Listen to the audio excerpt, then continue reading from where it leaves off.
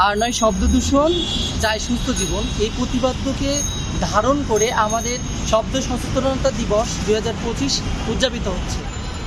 এই উদযাপন উপলক্ষে আমাদের 7 দিনব্যাপী একটা ক্যাম্পেইন চলমান আছে। এই ক্যাম্পেইনে আমরা মানুষকে সচেতন করার চেষ্টা করছি, যাতে এই যে শব্দ দূষণের ফলে মানুষের যে শারীরিক মানসিক সমস্যাগুলো হয়, এই সমস্যাগুলো তাদেরকে যাতে পরবর্তীতে আরও গভীর কোনো সমস্যা নিয়ে না যায়, সেই ক্ষেত্রে মানুষকে সচেতনতার লক্ষ্যে কিন্তু আমাদের এই ক্যাম্পেইনটা চলমান আছে।